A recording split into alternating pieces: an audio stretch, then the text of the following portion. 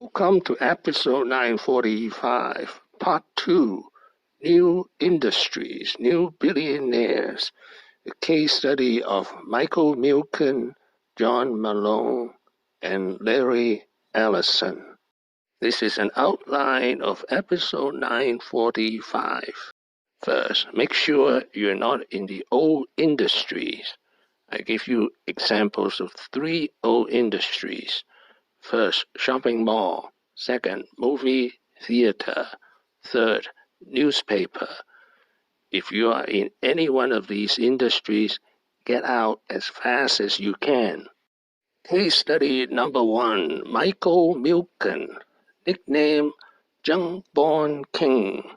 He is most famous for the phrase, "Greed is good." Michael Douglas won an Oscar portraying him in the movie Wall Street. Michael Milken spent 2 years in jail and was fined $600 million by the government. In the 1960s, Michael Milken funded these individuals with junk bonds. They all became billionaires. Ted Turner, Reggie Lewis. Well, they call this the junk bonds, but these are not junk industries that he funded. These are new industries. More than 10 of his protégés went on to become billionaire. He's one of them, Leon Black. Case study number 2 for new industry, new billionaire is John Malone, nickname Cable Cowboy, although he was born in Connecticut. He earns a master and PhD in operation research from Johns Hopkins University. John Malone became famous for funding Robert Johnson in black entertainment television, and Robert Johnson became the world's first black self-made billionaire. Among John Malone's most famous protégés are Patrick Drahi of France and Israel and Rocco Commisso of New York. Let's watch episode 205 of this channel. Now, case study number 4 of New Billionaires, New Industry is Larry Ellison. Twice he was a college dropout, and he is a famous international playboy. Now I give you a quiz on this picture. 2 of those women here are his ex-wives.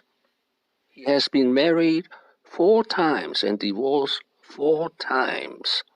More than 10 people who work for Ellison and Oracle have become billionaires. Here are the 4 most famous ones. First, David Duffield. Second, Marc Benioff of Salesforce.com. Third famous protege is Tom Siebel. And finally, Benoit Dutchfield, co-founder of Snowflake, became billionaire in 2020 with a net worth of $2 billion. The interesting thing is, why are so many of his proteges became billionaire? I can think of 2 reasons. First, Ellison missed the boat. The boat here is the cloud.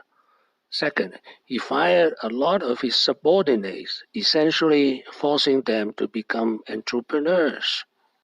Now, back to study. What causes the growth of new industries and new billionaires? The first thing I find out that it is not education, because Larry Ellison dropped out of college twice. Also, too much education doesn't hurt. Here's John Malone, and he has a master's and a PhD. The answer I found comes from Friedrich Nietzsche's Wanderer, because the wanderers got the freedom, innovate. Our first wanderer is Don Valentine, the godfather of venture capital, the wanderer into Silicon Valley, long before the term Silicon Valley was coined. Our second wanderer is Michael Milken. The new industry he created is junk bond.